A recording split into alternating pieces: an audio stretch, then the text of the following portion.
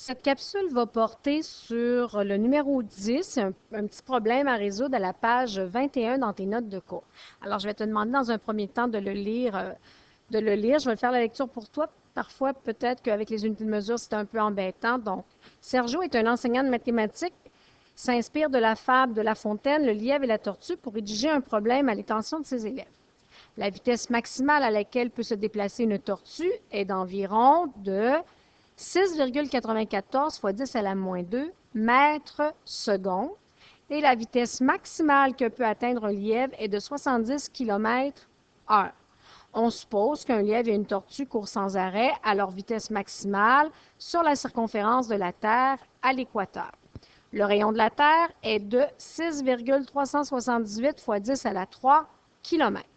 Quelle distance en kilomètres aura parcouru la tortue lorsque le lièvre terminera son tout premier tour de la Terre? Donne ta réponse en notation scientifique. Dans un premier temps, on s'entend, c'est un peu fictif, là, hein? Le lièvre et la tortue tomberaient dans l'eau à un certain moment, mais supposons là, que c'est possible. Alors, on te demande quelle distance il va rester à la tortue. Ça veut dire que le lièvre, lui, va avoir fait tout le tour de la Terre. Alors, quand tu regardes ton problème, il y a plusieurs informations de quoi tu vas avoir de besoin. Bien, si le lièvre fait le tour de la Terre, j'ai besoin de la circonférence de la Terre. Alors, ça serait peut-être une bonne stratégie d'aller écrire tout de suite ta formule de la circonférence de la Terre. C'est égal 2 fois le rayon fois pi. Pourquoi c'est celle avec le rayon que je prends? Bien, c'est parce que si tu regardes bien, dans ton texte, tu connais le rayon. C'est sûr que j'aurais pu prendre le diamètre, OK? Sauf que on connaît le rayon. Eh bien, je vais pouvoir venir utiliser le rayon de la Terre avec la formule de la circonférence pour trouver la distance qu'a parcouru le lièvre. Le lièvre, lui, qu'est-ce que je sais sur le lièvre? Bien, sa vitesse maximale à mon lièvre est de 70 km/h. Tu vois, j'y vais avec un autre code de couleur parce que ça va être une autre étape dans la résolution de mon problème. Et une fois que lui va avoir fait le tour, ça va nous dire combien de temps il a pris. On va devoir aller trouver quelle est la distance qui reste, que parcouru la tortue. Alors, ma tortue, elle, c'est une autre couleur, ça va être une autre étape. Tu remarqueras que la tortue, sa vitesse est en mètres secondes et que le lièvre, sa vitesse est en kilomètres-heure. On se doute qu'on va avoir à faire des changements d'unité de mesure. Sinon, ça ne marchera pas notre affaire. Alors, première étape, eh bien, le lièvre lui a fait un tour complet. Il faudrait peut-être aller trouver la distance qu'il a parcourue, c'est-à-dire la circonférence de la Terre quand il fait un tour complet. Donc, étape 1, circonférence de la Terre.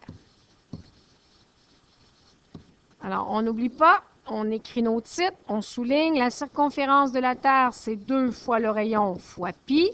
On vient remplacer, donc 2 fois le rayon. Ici, notre rayon, c'est 6,378 fois 10 exposant 3 et le tout fois pi. On se rappelle, on a appris que quand on a des multiplications partout comme ici, on a le droit de faire la commutativité. Ça veut dire qu'on peut aller multiplier le 2, le 6,378 et le pi. On peut déplacer l'ordre parce qu'il y a juste des multiplications partout. Et on conserve le 10 exposant 3. Alors, si tu vas faire cette multiplication-là, dès que tu utilises pi avec ta calculatrice, tu vas écrire approximatif, ça va donner 40,07 fois 10 exposant 3 km.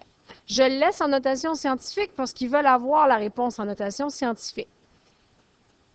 40,07 fois 10 à la 3, ce n'est pas en notation scientifique. On se rappelle qu'il faut qu'il y ait juste un chiffre devant la virgule.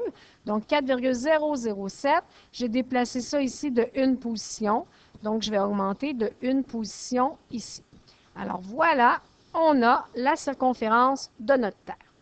Deuxième étape. Deuxième étape, on nous parle que notre lièvre a réussi à faire un tour complet.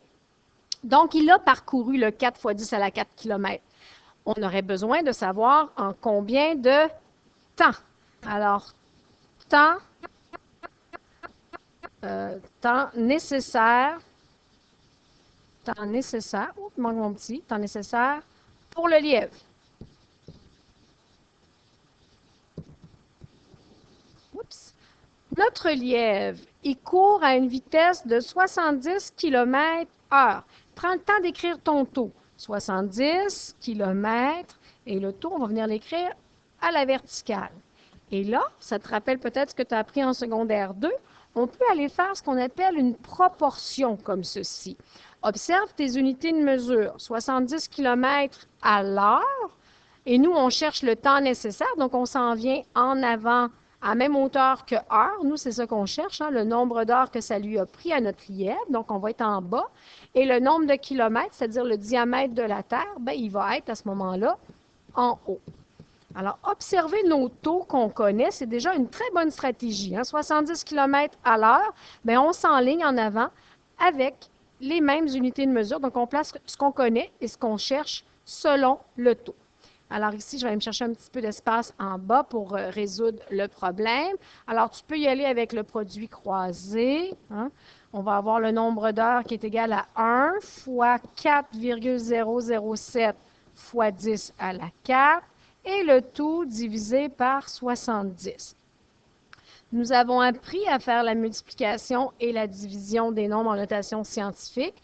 Alors, on va faire le 1 fois le 4,07 divisé par 70. Ça va donner 0,0572 fois 10 exposant 4. Mais ça, si tu le désires, tu peux venir l'écrire simplement en nombre décimal, parce que le temps, on peut le mettre en nombre décimal. Ça va être plus facile pour faire nos calculs. Donc, fois 10 à la 4, on va déplacer de 4. Ça va donner 572 heures. C'est le temps qu'a pris notre super lièvre. Donc, nous avons, si on regarde, on récapitule ce qu'on avait en haut, là. En jaune, c'était le rayon de la Terre, puis avec ça, on pouvait trouver la circonférence. Alors ça, c'est fait. En vert, c'était la vitesse maximale de notre lièvre. Avec ça, on pouvait trouver le temps. C'est fait. On a le temps que notre lièvre a pris. Fait que maintenant, on va aller prendre l'information concernant la tortue. La tortue, elle se déplace à une vitesse maximale de 6,94 fois 10 à la moins 2 mètres secondes. Oh, OK, là, je suis en mètres secondes. Puis moi, j'ai trouvé quoi? Eh bien, qu'est-ce que j'ai trouvé? J'ai trouvé le nombre d'heures. Oh, puis là, la tortue, elle fait 6,84 fois 10 en mètres secondes.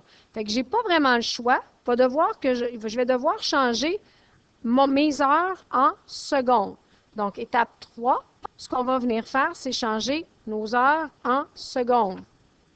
On va écrire temps en secondes. On va avoir un S parce qu'il va y avoir bien des secondes. Alors, premièrement, j'ai combien d'heures dans une seconde? J'ai combien de secondes dans une heure? Pardon. Bien, il y a 60 secondes dans une minute fois 60 minutes dans une heure. Alors, 60 fois 60, ça m'en donne 3600 secondes pour une heure. Mon lièvre, il a couru 572 heures. Donc, 572 heures fois 3600 secondes l'heure. Mais quand je viens multiplier tout ça ensemble, ça me donne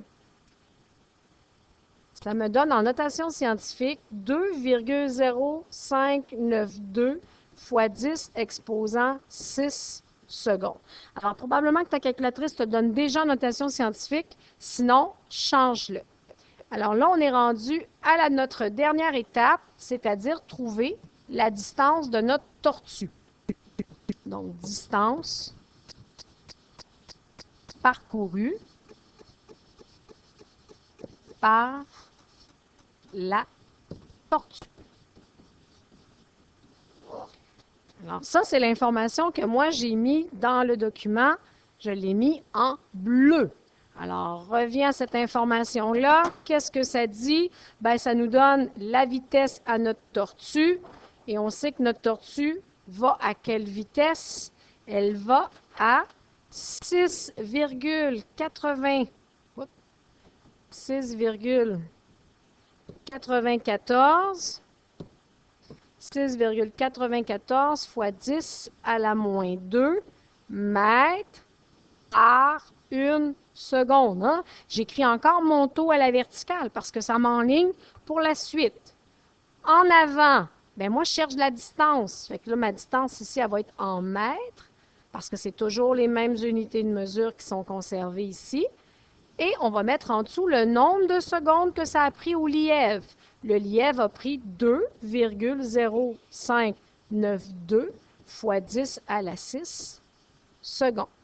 Alors, comme tout est bien placé dans ma proportion, je vais pouvoir aller faire le produit croisé. Donc, je vais avoir 2, on se rappelle, on multiplie la diagonale, 2,0592 fois 10 à la 6, multiplié par 6,84 fois 10 à la moins 2, et tout ça est divisé par une seconde.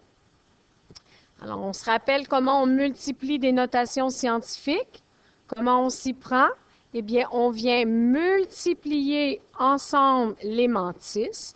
Alors, si je te le fais au long, tu vas avoir 2,0592 fois 6,94. Ça va aller ensemble, multiplié par 10 exposant 6, qui est avec le 10 exposant moins 2, égal.